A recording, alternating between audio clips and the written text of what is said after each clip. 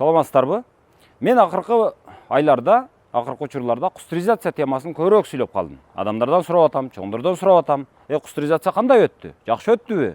Мындан пайда болдубу? Уланталыбы, токтотолубу? деп атам. Анын себеби бар.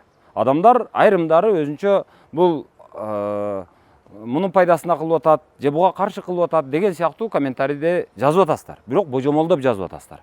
Бирок чын-чынына келгенде мына ошол кустуризациянын пайдасы не болду, зыяны не болду, аны көрөлү, аңдайлы деген оюм бар. Не үчүн? Себеби мага адамдар чалып атышат. Айрыкча ошол кустуризациянын курмандыктары чалып атат. Эми ал курмандыктардын баардыгын эле мен адвокат боло албайм. Бирок экинчи жагынан кустуризация маалында ошол эми жанагы мектептер, бала бакчалар, клубтар, социалдык объектилер өтүп кеткен болсо жеке менчикке аны кайтарыш керек деп атам. Азыр деле ошол ойдомун. Бирок завод, фабрикаларды Акаевдин доорунда менчиктештирип атканда адамдарга жеке менчикке берели, алар өздөрү иштетсин, биз салыгын гана алып отуралы. Өзү каалагандай кылып иштетсин, аларга ишкердикке эркиндикти берели деген максатта ошол менчиктештирүү деген реформа башталган болчу. Эми аны биз улантып кетишибиз керек болчу. Кээ бир улантып кетти, кээ бир улантып кете алган жок. Кечеги кустуризация улантканын дагы, ошо заводдорду иштетип кеткенин дагы, иштетпей кармап отургандарын дагы бардыгын карабай кустурду. Кайтарып алды. Бардыгын эмес, тескерисинче кээ бир жерде таптакыр баягы иштебей жаткан завод фабрикаларды албай эле койду.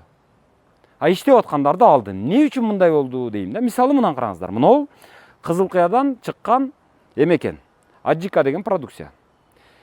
Кызылкыяда көрсө консерва завод бар экен. 68-жылы ачылыптыр завод. Бирок 10 жыл кадрдын жоктугунан завод иштей албай туруптур. Анан 78-жылы кадрлар келип иштеп баштаптыр, толук кубаттуулукта. Анан продукцияларын көбүнчө ошол жанагы Ноокаттын, Аравандын, мынау Баткен районунун, кыскасы ушул 3 райондун, ошол жердеги өрөөндүн айылдарындагы дыйкандардын продукцияларын сатып алып турган. Бадыраңын, капустасын, помидорун, укровун, калемпирин, болгарскийин жана башкалардын бардыгын алган. Алып анан жакшы продукцияларды чыгарып аткан. Өндүргөн продукциясын Кыргызстанга берген эмес, жалаң Орусияга экспортко жөнөтүп аткан. Орусиядан булар акчаны алып келип атышкан. Анан ошол акчаны ушул жердеги дыйкандарга берип атышкан. Өзү негизи биз чет өлкөгө бир продукция чыгарып, чет өлкөдөн бир акча алып келген өлкө эмеспиз өзү. Андай нерсебиз аз эле. Биз көбүнчө сырье жөнөтөбүз. Даяр продукция жөнөтүү бул сыймык өзү. Бул Кызылкыя, ушул завод ошол 78-жылы толук кубаттуулукта иштеп баштаса, ошодон бери бир күн дагы токтобой иштеп келатып, баягы 90-жылдагы ачарчылыкта дагы токтобой. Андан кийинки 2000-жылдагы, 2010-жылдардагы ар түрдүү кризистик убактарда дагы токтобой иштеп келип, кечээ ошол жанагы Ташиевдин кустуризациясына туруштук бере албаптыр. Өтүп кетиптир. Ташиев аны кустурам деп алып, Кызылкыянын шаардык мэриясына бериптир. Шаардык мэрия эми эмне кылышын билбей отурат. Арендага берем да деп отурат эми. Ошону айтып атам мен. Тескерисинче мамлекетте бизде эсибиз боло турган болсо, жакшы экен. Ошончо жылдан бери муну бузбапсың, бузуп талкалап сатпапсың. Азамат экенсиң, өндүрүштү токтотпопсуң. Эми биз сага мына мамлекет эми кубаттуулугуна келди. Өзүнүн күчү бар, каражаты бар. Мына сага арзан кредит. Ушул кредитти ал дагы заводдун жабдыктарын жаңыла, кубаттуулугун 10 эсе кылып көтөр. Мурда Орусияга 10 вагон жөнөтүп аткан болсоң жылына товарды. Азыр эми 100 вагон жөнөт. Бир эле Орусияга эмес, Казакстанга жөнөт, Тажикстанга жөнөт, Өзбекстанга жөнөт деп, андан сырткары ички рынокдагы бер продукцияны өндүрүштү көбөйт, салыкты көбөйт, айлыкты көбөйт, адамдарды көбөйт иштеген. Алган продукциянын санын көбөйт дештин ордуна биз алып коюп отурабыз. Андан биз мамлекет катары не пайда таптык? Макул аны кустурдук. Биз байды жаман көрөбүз. Байды кустурабыз. Заводун алабыз. Ал иштебей калат. Андан не пайда табабыз? Мен ошону түшүнбөй атам. Мына завод азыр иштебей турат. Иштебей турган заводдун мына баягы остаток товар деп коет. Мына калдык товарларын складта жаткандарын азыр мага жөнөтүптүр. Ыдырыс ушуну жеп көр дейт. Кожоюн айтып атат. Эгерде жакпаса ушул продукция, анда чыгарбай эле кой дейт. Эгерде жаккан болсо келип ушул заводдун тагдырын чыгарып берчи, биз ушул жерге өмүрдү арнадык эле. Биз муну өзүбүз сатып алабыз деген эмес элек. Муну өздөрү Бишкектен келип, мына завод сатылып атат, алсаңар алып койгула. Өзүңөр алсаңар жамаат өзүңөр алгыла, болбосо башкага сатабыз дегенден улам кой завод жоголуп кетпесин деп жамаат сүйлөшүп бардыгыбыз анан алганбыз дейт. Ошодон бирибиз баягы купондорун сатып алып отуруп. Азыр эми 6 адамдын колунда ушул завод калган дейт. 6 адам үлүштүк баягы ээлик кылат дейт. Эми ошол 6 адамдын колундагы заводду кечээ Тажиевдин малында 6-оң биригип келе алып койгон турбайсыңарбы бүтүндөй заводду деп алып коюптур. Андан эмне пайда табабыз? Эми ошон үчүн азыр бул киши кайра чалып атат, мыносун да жөнөтүптүр, жеп көр деп. Мен жеп көрдүм, мага абдан жакты. Мен мындайды чынын айтайын, мен мындайды күткөн эмесмин дейт го, ошо сыңары мен мындайды жеген эмесмин, чындап эле. Ушунчалык даамдуу, ушунчалык сапаттуу, жакшы экен. Анан эми ушул продукцияны бул мындай караганда бул Кыргызстандын баягы Шоро сыяктуу, Куликовский сыяктуу, Эмбанк сыяктуу кыргыз брендтеринин, улуттук брендтеринин бири боло турган потенциалы бар экен. Ушудан азыр айрылганы отурабыз. Эми ошону азыр заводдун тагдырын мен көрсөтүп берейин, чалдырып берейин. Жүрүңүздөр, көрүңүздөр. Кеттик. Москвадагы боордошторго оорустардын оозун ачырган, ооруну кууп качырган Айтулуу Алибековдун клиникасын сунуштайбыз. Тишиңиз ооруса да, ичиңиз ооруса да онтоло оонап жатпай, Ваш доктор Алибеков клиникасына баш багыңыз. Сапатына баасы бап келген Ваш доктор Алибеков клиникасы Москвадагы Измайловский метронун 3-Парковая 12 дарегинде жайгашкан. Клиника укол саю, сүннөткө отургузуу, тиш дарылоо кызматтарынан сырткары кош бойлуу аялдарды каттап, төрөткө чейин байкоого алат.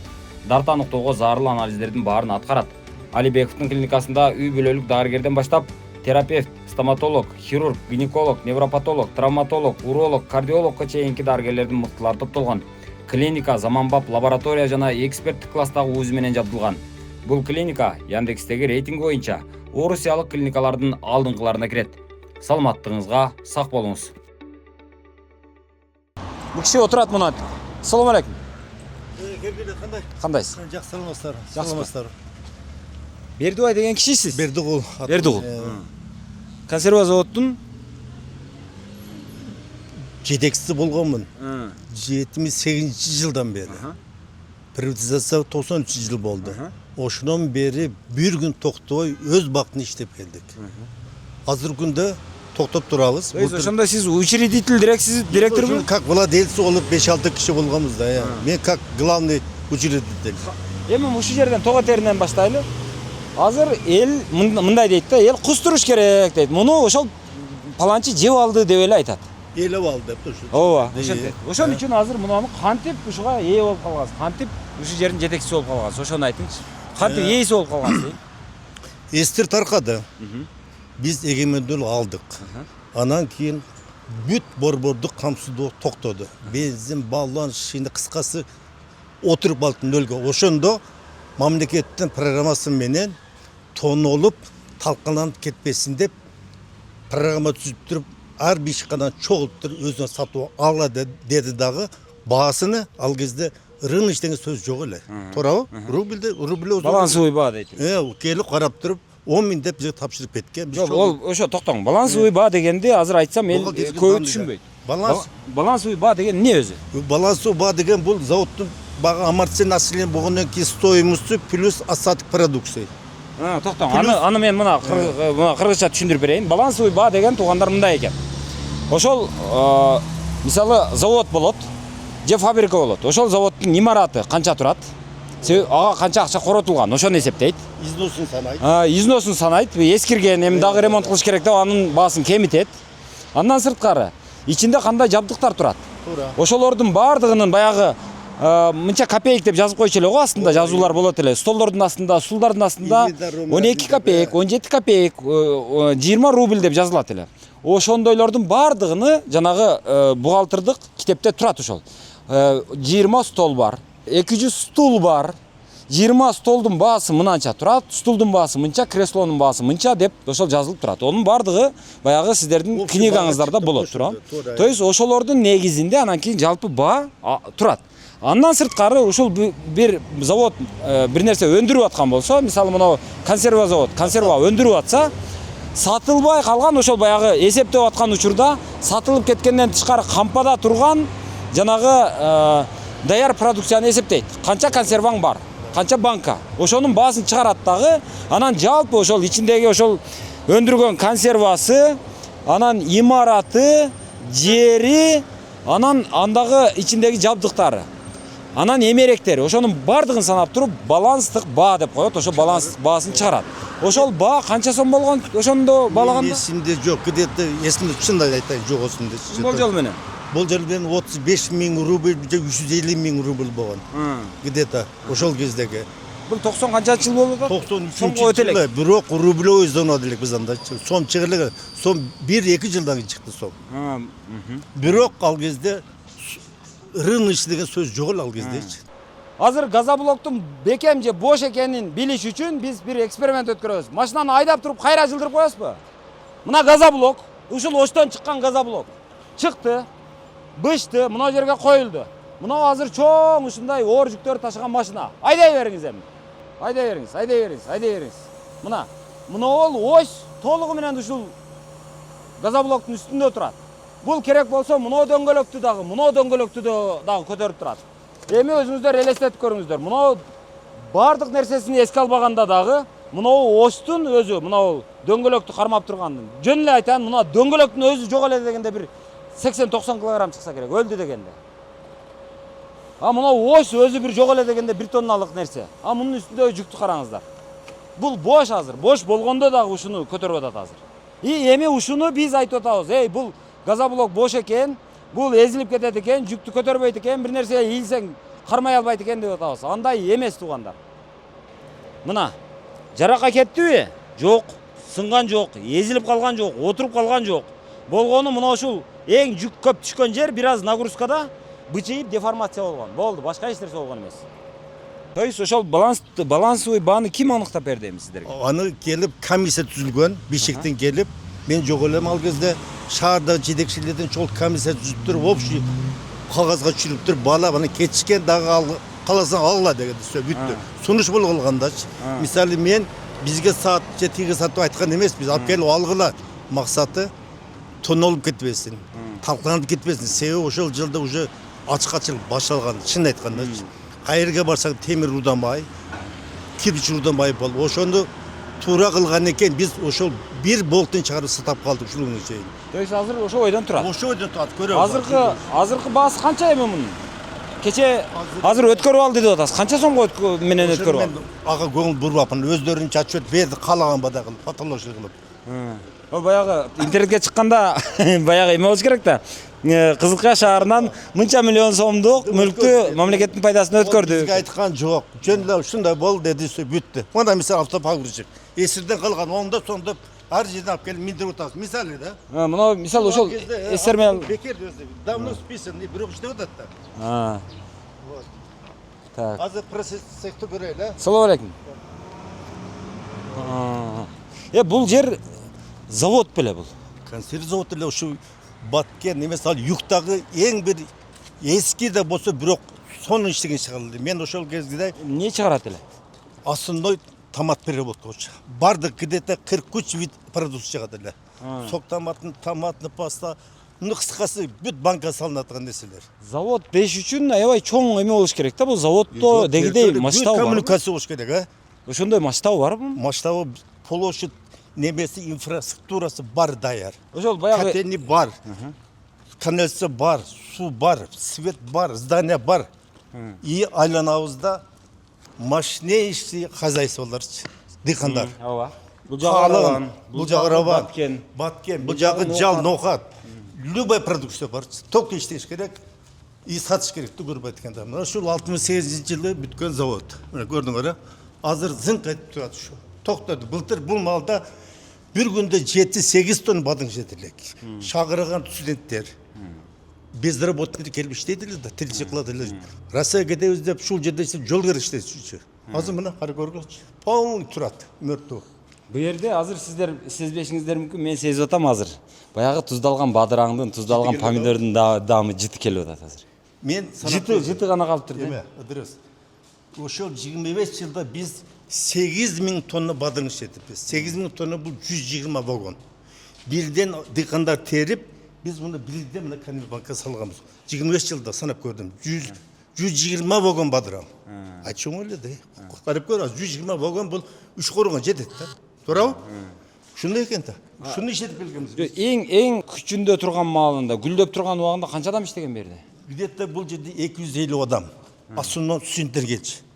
Жана практикаға келіп, ушул жерде 2 ай 3 ай иштеп кетчи, күнүнө 100-150 тонна помидор шетчилик.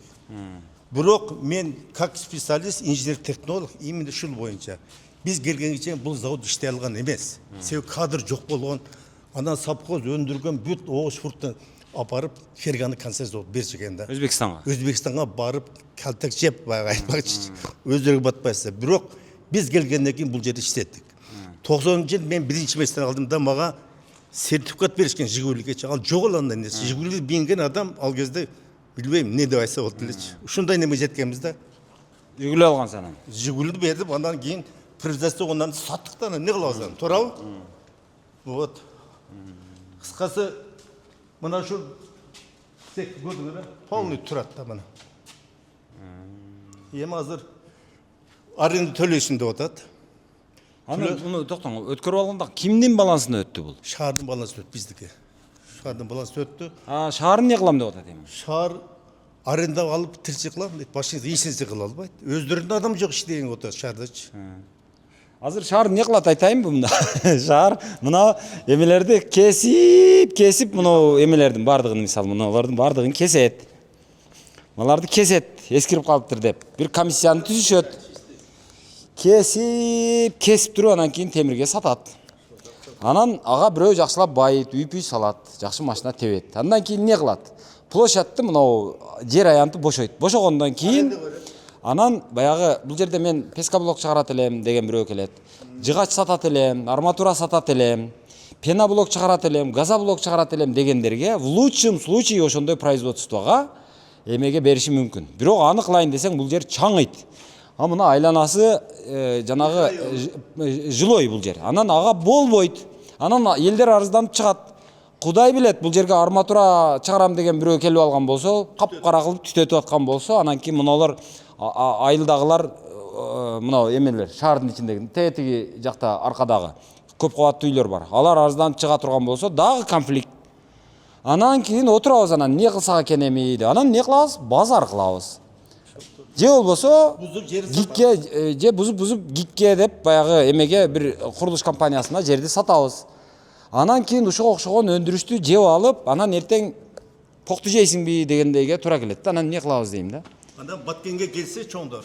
Дыйкандар чыгат дагы, консерв завод куруп берчи деп атат. Мен көп байкадым да. Бул дем Баткендеги сөздөрчү. Ошол убакта мында акыркы Баткенский собордон кийин мамлекет неме чыгарды постановление, особый статус деп айыл чарба переработка көңүл бурулсун деп бизди бардык налогтон жок кылды. Şu өнүксүн, инвестор келсин деп. Муну 2-3 жыл эми бет Монголияга таап келген бир быш арбитр экен, ынатты үйгө алып келип көрсөтүп, эми башайын деп болсак, тарс дегенден кийин бул да бузулду, ал кайтып кетти. Болбосо 500 миң вложить этип туруп, абарын обновить этип туруп, чисто натуральный товар чыгарабыз деп пландаштырып кылды. Мен өзүм 2 бардым, ал бир келип кетти. Макул болду, бирок бүттү. Инвестор качып кетти. Продукцияларыңыздан барбы? Барасыз. Көрөт, товар толтура. Кантип токтоң, анан ошентип сиз баягы балансовый баасын ошол Бишкектен комиссия келди. Анан мен ал кезде Россияда клиент изеп жүрүм, сатам деп келип, комиссияны баалап кетишти. Мен ал көрүп өдүм далдар, чын айтам. Келсе жамаатты чогулттук. Чогулткандан кийин биринчи мага айтты. Токтоң. Как специалист. Мына жакта товар толтурайын. Товар турат мына. Мына бадырыңдар экен, а? Бадырың бар. Мына компот окшойт, а? Бул сок алманыкы. Чист натура жалын алмасынын согу. Военныйга берип аттык эле что-то быйыл бузулду. Эмне үчүн десем, военныйга прямо контракт решение бердилер да, пограндарга. Центральный деп коюп туруп, оюн бузулуп калды. Азыр биздин где-то бир 30 тонна согубуз калып кетти. Алардын заказычы. Эми бул вопрос эмне болот? Тоже. Аны алар каяктан алып атыптыр? Эми алар барып, мен билем, азыр реклама чыгып атпайбы? Химический порошоктон. Ошону ичет да. Башка завод жок да, Кыргызстан кайсы завод бар, айтчы мисалдар. Көрдүңбү? Натуральный чыгарган. Биреле биз калдык натуральный кылганда бар химия туп алды. Себеби галсток алып, халат менен шыпылдап, конвейер чыгып атат. А бул жерде помидор агат, чирийт, жыттанат, туурабы? Бул натуральный продукция да. Ошондон бул просто проблема болуп калды. Компот, персик. Бул неме? Салат. Жок, салатка сок куюлган томат натуральный деп. Бул баягы туздалган бадыраң. Мына салат овощной деген. Мына 3 литровый, мына бары 3 литровый экен. Мына биздин продукцияларчы мына. Карагалачы. Якутиянын эли өлөсө бактылуу, то есть только чисто натуральный жешет да. Варенье из малины дейт. Малинанын вареньеси экен. Бул дагы малина экен. Бул дагы Тыт да, төмөн тыттан алабыз.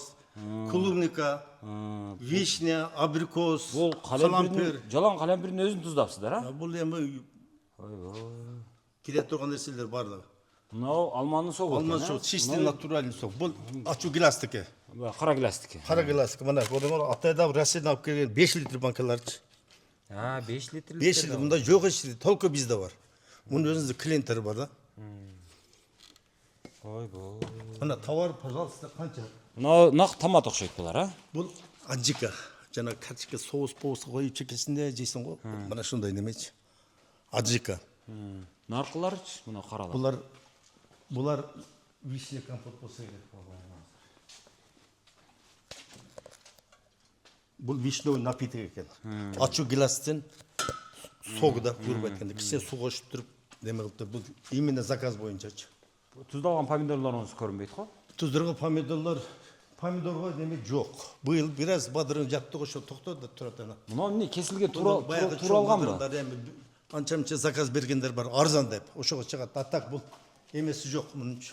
Сбыты жок. Мына бизге мына проблема. Алманын согу көк алма барго семерет. Шуну 2 жыл сонун берип атты пограндарга. Азыр сону кылсак ака биздин мургуда прямой поставкага договорга решение бербесен централизируп калды дейт. Ана мен ойлондум да. Кыргызстанда кайсы заводдо таза продукция чыгат? Жок азыр. Азыр бар порошок туруп атат. Порошок суну коюлуп бакалашма уруп атат, эл ичип атат да. Ошон үчүн оору көп. Мына эртең больницага бардым эле. Больница базардагыдай адам, карап. Анан айттым, бүт барган питание да. Бул жакчы? Бул жакта товар. Эмне товар? Литровый экен, майда банка. Ошол эле алман согу. Мына алман согу, таптаза алма, көк алманын согу булчу. Мына бадыраң литровый. Эми анча-мынча заказдар иштеп койгонбуз да ошол. Булар азыр Россия кетиши мүмкүн, QR кодун күтүп атабыз. Алла налогун төлөйт, анан жабыштырабыз немесин, маркасын. Ошол. Айбой. Эми азыр шуну шаар айтып атат, бошот арендага, же болбосо налог төлөйсүң. То есть аренда төлөйсүң атат. Как быть? Кече мен хозяин мамлекет алды, коркуп үркүтүп. Эртесүнү келип алыптыр, ака эми аренда төлөйсүң деп атат. Өзүңүн жасаган өзүң иштеткин ишканага. Как быть? Муну бардык практикада жүзүндө, күнөсүндө. Жок, муну билгенде айтпайсызбы баягы не дейт, атамдын өлүп каларын билгенде не дейт? Союп жеп коет элем дейби? Ошо сыңары азыр мынанын эгерде мамлекет ушинтип алып коерун билгенде, мына кишилер эмне кылат эле? Булар кесип сатып туруп, жакшылап наркы, жакшы жерлерден, ысык көлдөн бир жерди алып, бир коттеджди алып жанагы. Бишкекте жатмактан бир жерде. Бишкектен бир жакшы үйдү алып, депутаттыкка коюп, элдин бардыгына акылды үйрөтүп, антип жашаш керек, мынтип жашаш керек, силер билбейсиңер да деп жүрө берсе болот эле да мына киши. Туурабы? Жашым 73 болду уже. 78 ушул жака направление берген, ошонон бери көл кайда экен билбейм, чын айтайын. Себеби бышыкчылык болгондо көл. То есть көлгө бара элексизби? Бара элекмин. Көлдү анча-мынча укам, бирок барган эмесминчи. Көлгө сиз ушу 70 канчага чыгып бара элексизби? Мен барам, себеби 20 майда баштайбыз дагы, октябрдын 15-ине чейин ушул жерде туруп алсаң, 2 саат токтосо бадыраң чирийт да. Мен мына баягы часоо ушуп турабыз да. Кара, бул жагын кара, тиги жагын кара деп. Мына эми результат. Мына результат эми баары токтоду. Мере келип алып, законный аларды туура бизге өттүк, какатида аренда төлөсүн кыйнап атат. Мен аренда төлөбөйм дедим. Мына продукцияны эмне кылайын депчи. Азыр бизде конфликтный ситуация мере менен. Эмне болсо закон чегинде, эмне болсо закон чегинде, башка сөз жок. Баягы адамгерчилик, адамдык сапат деген сөз бар. Бирок мыйзам деген баягы буйдаланган төө дейт да. Каяка бурсаң ошо жака кетет. Бирок азыр жаш балдар саламатсызбы. немени кармап алыптыр дагы. законды бурылбай турат. Баягы адамдык сапат, ситуация деген бул мисалы мэрияга деген нерсе на месте решай, на столы законы дейт да, туурабы, оңго солго кылып туруп. Жебе главный депчи. Бизде жок. Мисалы макул, бул мэрияныкы экен дейли. Мэрияныкы. Мэрияныкы экен дейли. Макул, ошондой дейли. А бирок мэрия өзү бул жерде эң негизги сиздин максатыңыз бизге эч нерсе төлөбөң. Сиз бессрочный контрактты түзөбүз, мына сиздики. Жете бер. Анан сиз өндүрүштү токтотпой иштете бериң. Мына жерге ушул жерде канча 50 адамбы, 50 адамдын айлыгын бериң. Дыйкандар менен ишти кылың, товарды экспорттоң. Бизге эң негизгиси ушул дүкүлдөп иштеп турсун. Салыгы түшүп турсун. Андай сөз жок. Десе эмне болот? Мэриянын бир жери кемип калабы? Мэрия буга чейин ушул жерден деле кыйратып акча албай эле, ошо налогдон башка эч нерсе алган эмес. И ошонун тескерисинче, мына эми бул мэрияга өттү, биз буга акча берсек эми болот деп туруп, бир жактан акчаны инвестицияны тартып келип туруп, бул кишиге кайра тескерисинче көбөйтүп бербейби? Мына жабдыктарыңардын бардыгын жаңылагыла. Производственный мощностьту көбөйткүлө. Анан кийин экспортко тезирээк чыккыла. Мына жактан товарды сатып алууну көбөйткүлө десе эмне болот? Ошол мэрия макул, мэрияга өттү дейли. Өткөндө дагы ошондой кылса болобу? Ошол сөз болбой атат да. Ошондон кийин чыныгы бул мамлекеттин немеси кызыккан, түшүнгөн киши экен деп ойлойм да. Бул сөз жок покачы. Токтотпо. Иштеп турчу деген сөз угул элекмин да. Унчукпай турушат, эми канча арен төлөсүн? 300 000 депти бир күн ошо. Мен 100 000 дедим. Лучше барын чыгарып мен таштам деп, абарыны здание ала бер деп атам азыр. Башка эле жок, эмне кылам? Мен ойлодум эле азыр сиз келсеңиз бир карап кетип, чекени чыгарып бир чогулта берейин депчи. Ошо келип калды дачы. Болгарка менен кесип турап. Бул жерде 1000 тонна металл бар. 20 сомдон берсин 20 миллион. Мага жетет ошолчу. Нержавейка болгондо бардыгы. Туурабы? Карачы. Ушул акыбал мына эми пусто. Былтыр бір күнде 7-8 тонна бадыраң, мынау жерде мына Салиодан баягы ишсиздер келчү да. Норма коебуз, таза кыла, аккуратный кылып туруп, санап тапшырып акчасын алып кетчүлөр да. Жок, аны аларда бечеле калышты, бар иш жок. Анан главный дыйкандар мага жалко. Бир жолу өлөсө кыйналып, производство токтотайын деп ойлоп, сыртка чыгып турсам, бир аял баласым отурган экен, барсам, буту тогуттун шыйрагындай да, капкыра. Аны эжем не болду десем, мен догум бар, бадырга алып келгенден кийин мен ойлонуп түштүм. Айылдагы акыбал отурбайбы депчи. Ошону бир токтотуп иштетип келдим. Болсо мен эле кыйналып дачы. Күнү түнү ушерге 12 чейин жүрөсүң, качан акыркы рабочий кирге чейин турабыз да, себеби бул производство тогуруп кетеби же конвейер кирип кетеби. Ну, ушундай бир сложный производство да. Анан кийин эстир убагында бул жерде мында болгон. Бүт перерабатывающий отрасль дотацияда болгон да. Ошон үчүн Кыргызстандагы 14 заводдон берилмен калган дават иштей албай чачылып кетип калды. Мен эптеп анча-мынча жерлерде арендага берип, тешмеш. Ошол менен ушул күнгө чейин жашап келдик. Токтоп туруң, эми башынан аркага кайтабыз эми. Сиз баягы алдырганыңызды айтып атасыз. Кантип алдырдыңыз анан? Кандай болду? Процесс кандай болду? Ошону айтып бериңизчи. Мындай болду. Биздин шаардын облустун УМКМК сотрудниктер келет, билет эле. О, байке иштеп атат деп анча-мынча мейман болсо, товар как положено төлөп алып кетчилер да. Ана мен айтканда Кыдыршаевич Таши өзү айткан. Эгерде туура эмес приватизация болуп, өз багытында иштебесе алабыз деген. Биздики туура келбеди да. Биздики нормальный приватизация болду. Дыйкандар кошулду, коллектив кошулду. Бааны мен балган жокмун, мен жокто келип балап кептир. Аркасы чүкүдөчү. Мен Россияда жүргөм де, мына табалакка сатам деп. Ошо биздики баары туура болгон, бирок сөрүндө айттым го. Бир дагы завод калды, Карабалда. Анын себеби өзүнүн 100 гектар жери бар. О, элди алып кетип, алар иштеп. Мен ар бир дыйкан менен үйүнө айылга барып, ака өкөтү бириктирип, бизди сонун культура взаимоотношенияны үйрөттүм эле да. Базарда бадырың 5 сом болсо, мен 25 сомдон алам. Базарда бадырың 50 сом болсо, мен да 25 алам, бирок дыйкан билет эле. Ушул план аткарса, бир жылда канча пайда табышын. То есть 1 гектар жерден 700 000 чистый пайда табат биздин дыйкандар. Менен иштегендер. Главный бул жерде эмне? Главный фактор. Дыйкан контракт менен иштейт дагы, Yüzde қанша ақша алсын біледі да. Азыр біздің диқандар білбейді, мәкеге алып мәке өтпейді дейді. Алма болса алма өтпейді. Тура? Қысқасы біздің юг жағызда Жалабат, Баткен, Ошты, айыл шаруасы ахуал өлөсі начар. Бір уятты бір кіші сұрады. Яқа дейді, елдер қандай жашып жатады. Мен айттым, айыл шаруасында оңолыш болмай сайын Қырғызстанда жизнь оңолбайды дедім. Тура емес пе? Айыл шаруа 70% люди иштейт. Тура? Biraz бұлар бір кооперация, рынок сбыта, же болса Москвадан, же Новосибирден, Қырғызстан бір логистика базасын құрып, biz öndürgen tavır aparıp taşıp koyup biz geliyoruz gerek başı doğru var. O şehirdeki lakırını sata verdiler. Çatır emez bu. Kıskası sentabr ayında zonak oldu. Salam aleyküm. Sizce de 24 жылы. 24-25 yıl sentabrda. 23'lerinde istedim. 20'larında. Siz dokumentler alıp bir gelip gittin dedi. Men spokojno. УКМК-га. УКМК. Bor-borduk. Бишкекке. Бишкекке.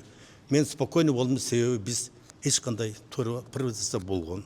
Өз бағытын іште табыз, үзгілтіксіз, айыл шаруасы главный, мамлекет льгот берген іштесін деп.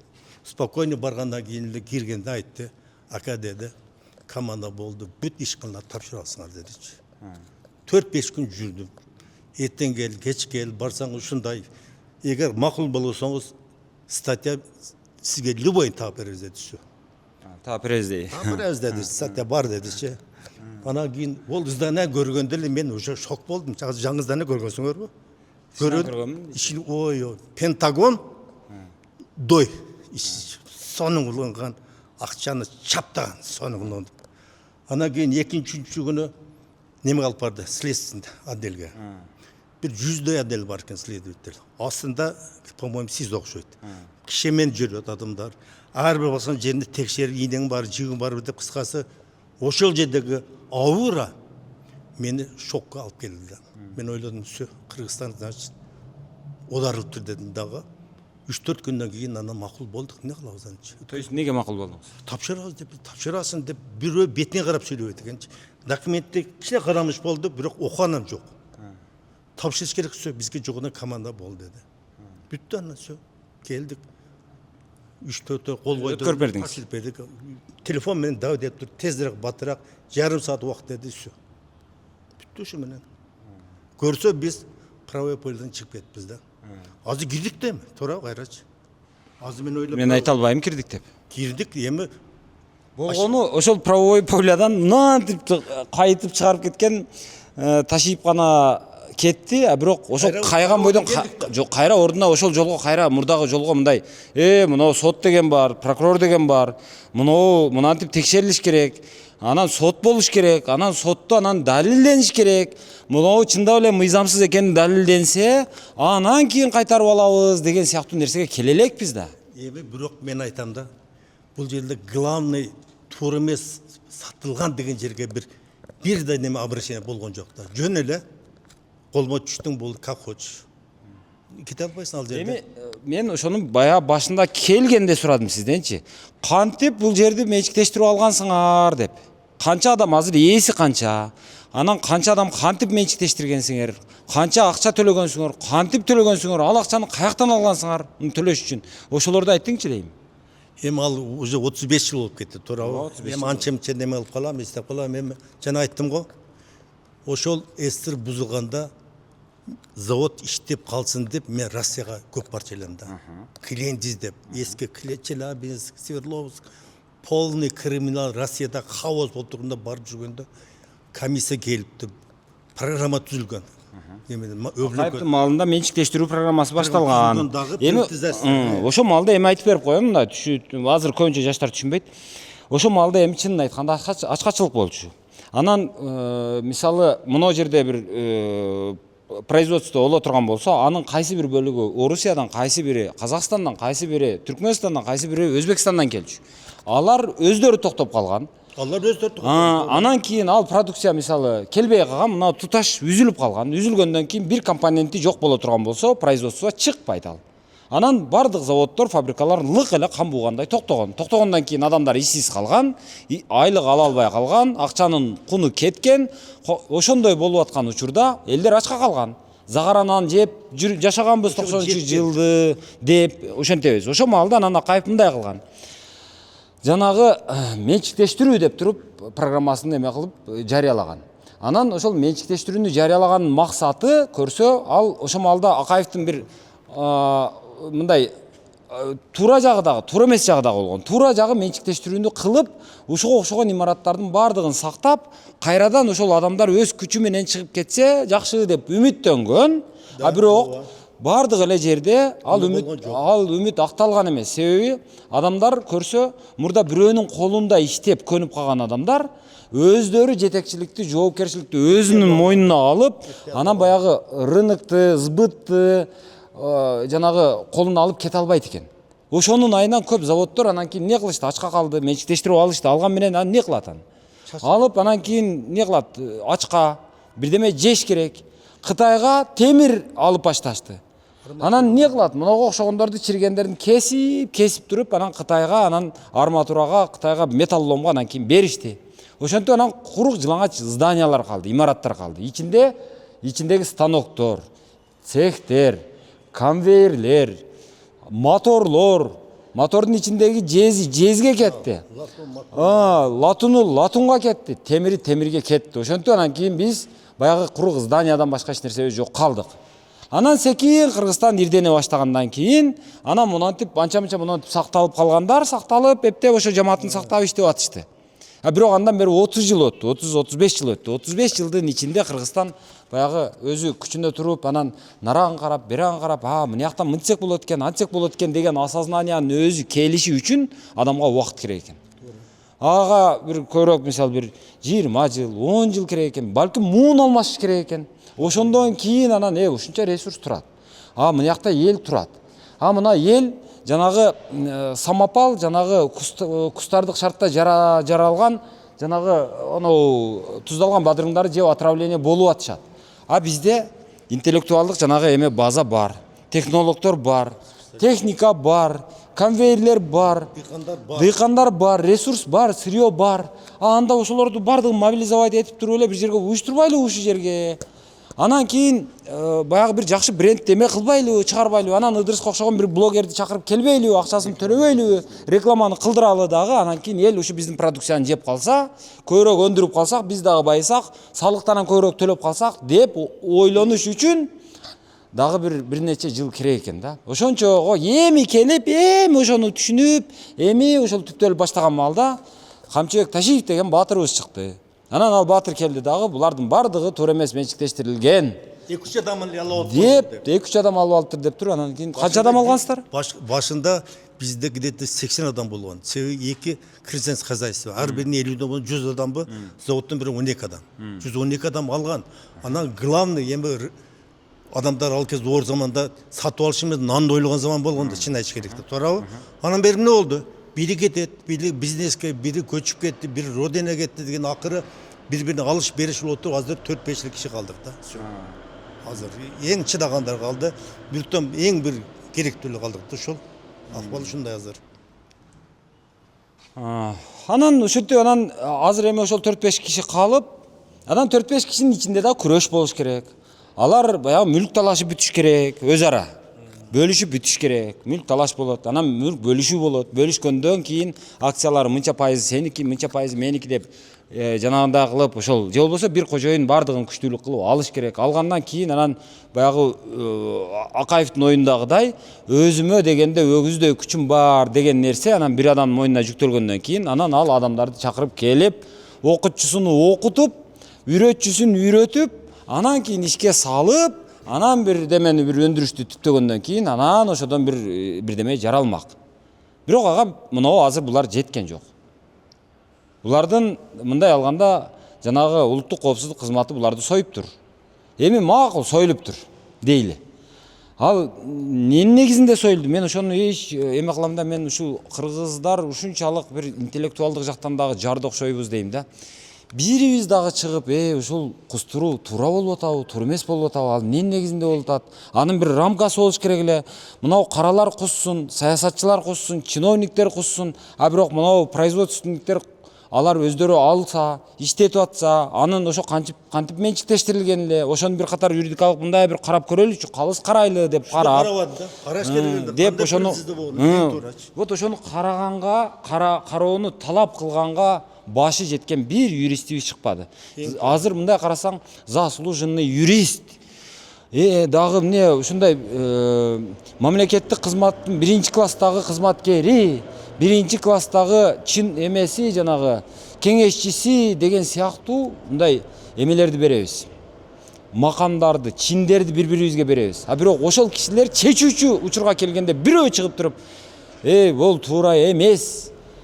Муну токтотуш керек, муну мынандай кылып өткөрүш керек деп бирөө айта алган жок. Камчыбек Ташиевке эч кимибиз ошого каршы чыга алган жокпуз.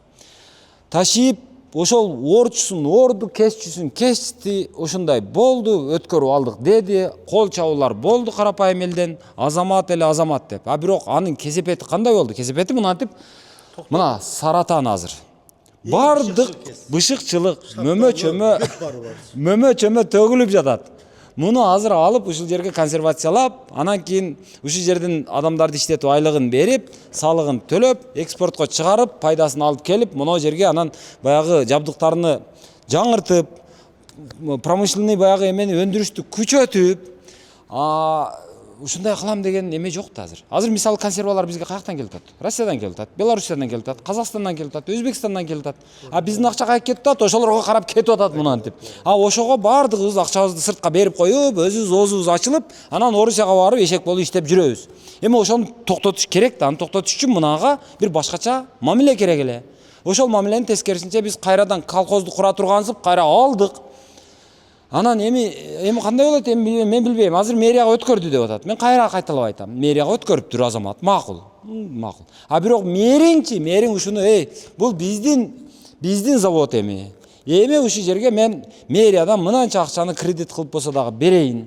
Мынанын эмесин көтөргүлө деген бирөө болдубу? Ошондой мэриядан ошондой бир жок.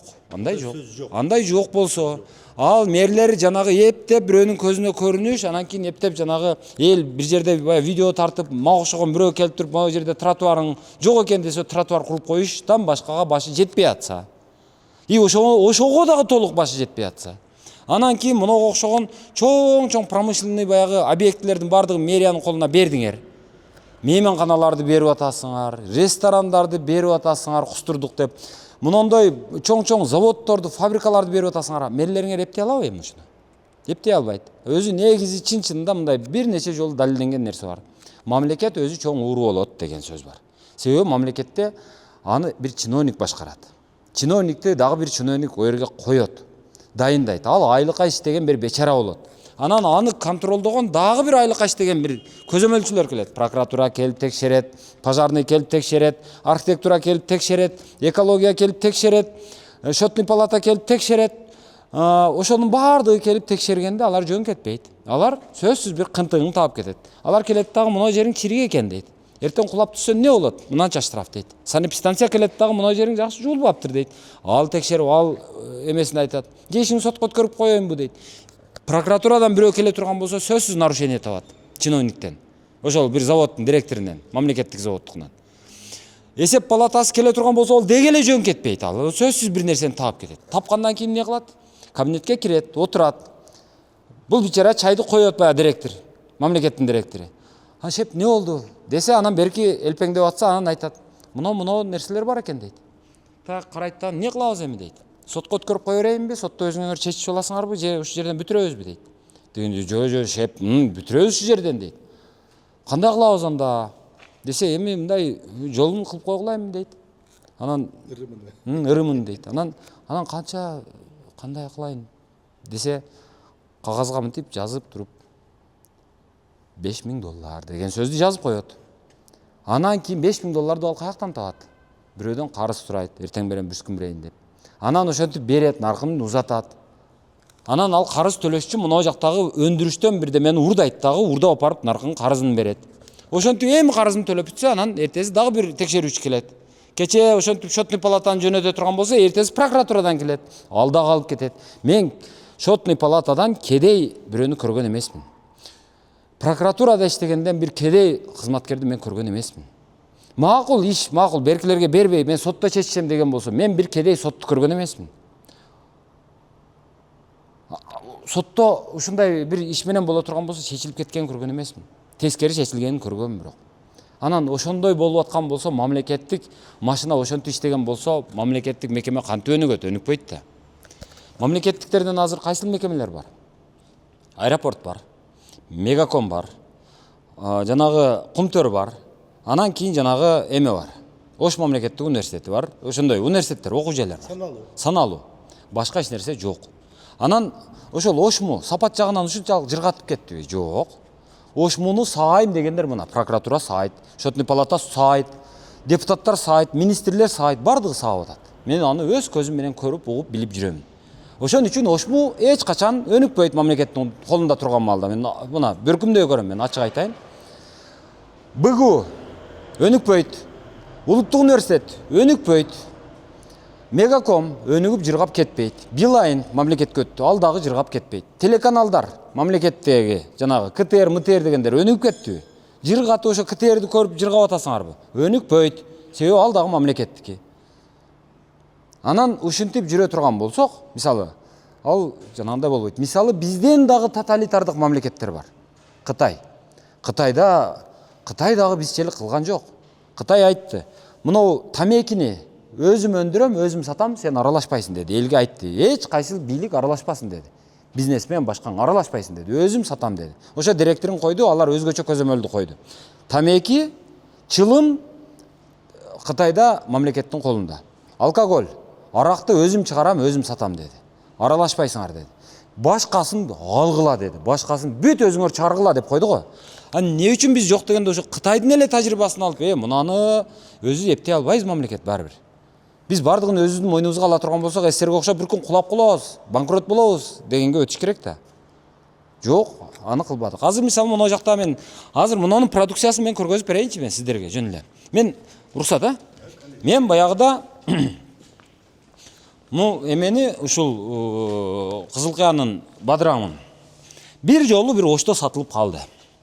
Мен аны бул не үчүн Кыргызстандын өзү ички рыногуна чыкпай жүрөт, мен билбейм. Бирок ачык айтайын, мисалы мына бадыраң. Мына ушул бадыраңды биз аш жеп атканда, билесиңер, ашты ушу туздалган бадыраң менен жей турган болсоң, ал баягы гүл үстүнө гүл дегенде эле сөз. Анан мунсуз жесең дагы аш жакшы, бирок муну менен жей турган болсоң, ал бир башкача бир эме, сезим ал. Анан ушундай бадыраңды магазинден ошо Кызылкаяныкын сатып алдык. Кымбат экен, бул неге кымбат десем, бул Кызылкаяныкы да деп сатты. Анан алдык, бардык, ачтык, баягы аш менен жеп атабыз. Ушунчалык сонун эми тузу өтө көп эмес, өтө аз эмес, даамы ушунчалык сонун. Ичи баягы мындай өтө жумшап кеткен эмес, өтө катуу эмес. Ушунчалык баягы алтын ортолук деп коет го, ошонун бардык техникасы, технологиясы сакталган да, көрүнүп турат. Ал ушундай тиш десең көрүнөт. Тиш десең сезилет ошол. Анан жакшы экен. Өзүм ичимде сүйүнүп коем, Кызылкая консервасын ушинтип чыгарып калса андай жакшы экен деп. Кийин ошол баягы досторум менен аш жегенде, баягы Кызылкаянын эмесин бадыраңынан ала келели деп бирөөлөргө айтам, таппадык дейт. Өзүм бар издейм, баягы дүкөнгө барам, жок. Анан ошентип эле калып кеттик. Анан ала берейинчи деп айласыздан башка бирөөнүкүн алсаң, аны жөн эле адамдар үйүндө эптеп-септеп, интернеттен көргөн технологиясы менен туздан кошуп, шекерден кошуп, кайнатып туруп эптеп коесуң. Даам жок. Же тузу болгон болсо, бадыраң өзү бадыраңдай эмес. Бадыраңы бадыраңдай болгондун же тузу жетпейт, же тузу өтүп кеткен. Мен жыргатканын көргөн жокмун. Эми мына жерде ошонун бардыгын технологиясы менен, ошол жанагы окутулган, өздөрү окуп келген адистердин колунан жасалып аткан ушундай өндүрүштү азыр жок кылып отурабыз. Бул киши дагы же ошол сиз дагы баягы пиарга жок экенсиз, шоролорго окшоп ушуну чыгарып атабыз, мына-мынаны жегиле, айланайын кыргыздар, мынау ноокаттын бадыраңы деп эле жоорай берсеңиз, акыры бирдеме болсо керек эле. Же аны кылбапсыз сиз дагы. Ички рынокко чыкпай, бул болсо Орусиядан баягы Якуттардан эме издеп жүрүп бериптир, клиент издеп. Өздөрү келип алып кетет, жеңил болгондо. Аларга жакшы экен эми. Биз өзүбүздүн рынокко неге чыкпадыңыз? Вот биздин катачылык ушул жерде. Дүкөндөргө мисалы оштон бир складты ачып, Жалал Абадтан бир склад, Баткенден бир склад, Ысык көлдөн бир склад, эмеден Бишкектен бир складты ачып туруп эле ошол жерден анан ушул жерден алсаңар болот деп элем. Мени чакырсаңыз ушундай өндүрүшкө, мен бекер реклама кылып берем го айланайын. Бекер кылып бербей белем менчи. Айланайын мына Кызыл Кыянын бадыраңындай бадыраң жок, туздалган бадыраң. Деп берсем болмок го. Качан алдырып койгондон кийин анан Ыдырыс келип мынаны бир айтып бербесең болбойт деп отурасың. Туура эле. Жакында немеден келди? Алдан деген шаардан, Якутиядан. Келип ушундай болду, мен заводто тапшырып акыркы десем, "Я ака токтоңуз" дедичи. Эмне десем, "Сиздин бадырыңыз" деди. Россиянын бадырыгынан 20% кымбат и ходовой деди да. Бирок уксаң приятно экен, туурабы? Приятный огон мен. Бирок бул жак чатак приятно болуп калды. Эми бул жерде мен бир сөзүм бар да. Азыр эми президенттер өткөндө жогорку кеңеште айтты. Сотко кайрылды деди. Сот эмнени караш керек азыр? Сот менин оюмча мындай да, сот биринчи сотко чейин приватизация процессин караш керек. Туура болгон, туура болгон биз. Бул жерде болсо аны карабай эле кантип бердиң, всё. Биринчи эмне үчүн кайтарылды мамлекетке? Туура эмес приватизация, арзан болду деген тема болгон да эмес. Туура элеби? Шуну карабай эле башка неме карап атышат да. Менин оюмча мындай. Сиздерде толук укук бар. Кайрадан сотко даттанганга. Себеби мындай. Жаны адамга эң кымбаты жан. Эң кымбаты эркиндик. Анан кийин мүлк. Ошол адамды камап, анан мындан нары мен сени ошол каалаган таппаган жерден статьяны таап мен сени камаймын. Андан көрө тынчыраак өткөрүп бер деген болсо коркунуч астында ар кандай адам ар кандай нерсесин берет. Туура эле.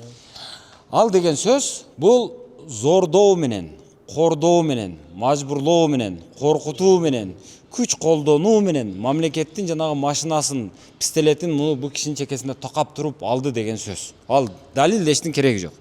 Эми азыр мен мынау азыркы бийликке дагы мен эме кылам да, макул эми камчыбек Ташиевдин маалында ошондой болуптур. Макул жаман камчыбек Ташиев кетсин болуптур. Жакшылар калыптыр. Анда жакшылар жакшылык кылыш керек да анда. Аны кетирсек, анда ал жаман нерсе кылды деп кетирип аткан болсок, анда булар калгандар, аны кетиргендер, анда жок, бул Ташиевчесинен кылбайбыз биз Ташиевден жакшыбыз. Кайтарып бергиле мынаны деп ошону кайтарабы? Маселе ушунда турат. Же болбосо баягы жамандыгын андан бери улантып кете беребизби? Маселе ушунда турат. Мына караңыздар. Эгерде Ташиевди анда кетирбей турган болсок,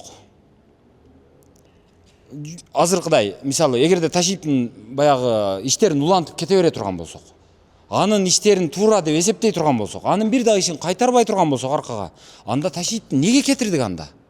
Анда кала берсин, анда баягы элге жагып аткан, мынага окшогонду бир кишини чакырып туруп, ушундай бурап туруп 5-6 күн камап, УКМКнын имараттын ичинде. Анан кийин мамлекетке мынча миллион сомдук мүлктү кайтарып алдык деп интернетке чыга берсе, эл кол чабып отура берген болсо, бизге ошол керек болсо, ошол туура болсо, анда жүрө берсе жакшы болот эле анда.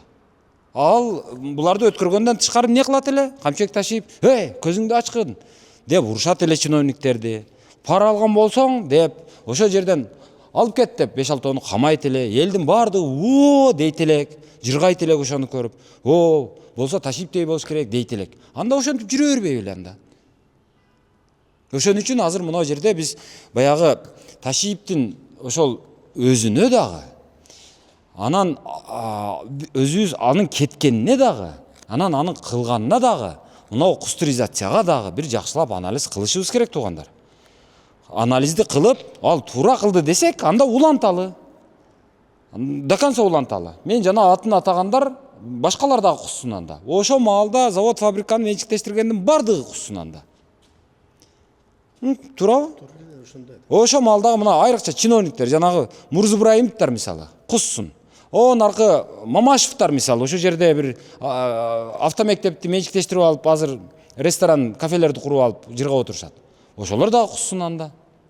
Мисалы мен баягы Мамакеевди айттым. Мамакеев өлүп кетти. Мамакеевди эч ким кустурган жок. Мамакеев дагы мамлекет алго булго мына заводду мындай бир жакшынакай заводду ошол Акаевдин жанагы чыгарган мыйзамынын негизинде менчиктештирүү жөнүндө мыйзамдын негизинде менчиктештирип алып тур булар.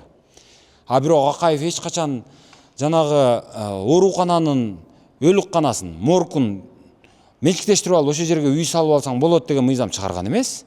Мамакеевдин ошол аксакалдын отурган үйү морг болчу. Моргтун бузуп туруп ордуна үй салган. Мамакеев кускан жок. Неге куспайт ал? Азыр ошонун үйү азыр баласына мурас болуп отурат. А ошону кустуруп алып койсок болбойбу анда? Неге андай кош стандарттуу болобуз? Ошого окшогон социалдык мүлктү менчиктештирип алгандарды кускан жок. Соттор, милициялар жанагы мынау улуттук коопсуздук кызматындагы кээ бир жерлерде жанагы имараттары ошол эменин бала бакчалардын үстүндө отурат. А эмне үчүн аларды кайтарган жокпуз? Элдикин элге берели да мындай. Калыс болсок до конца болобу анда. Завод фабриканы кайтарабыз десек анда Кыргыз СССР дегендей кылып эски жанагы эски тонду кайрадан кийели анда бир жолу. Бардык нерсени колхоз совхоздоштуралы анда.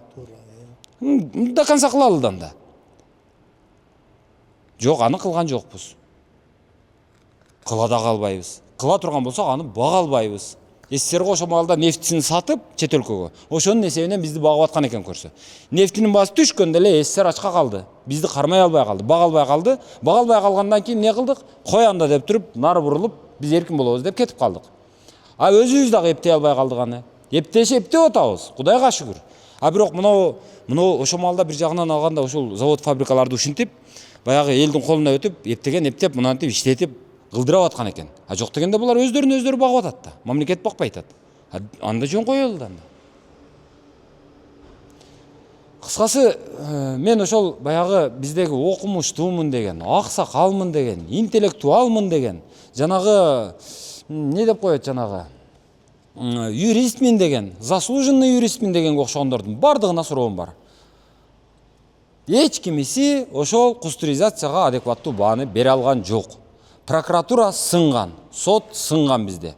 Соттун үстүнөн улуттук коопсуздук кызматынын кызматкери соттун үстүнөн куратор имиш. Ал деген эмне? Сот деген кудайдай болуш керек. Соттун үстүндө эч кандай бийлик болбош керек.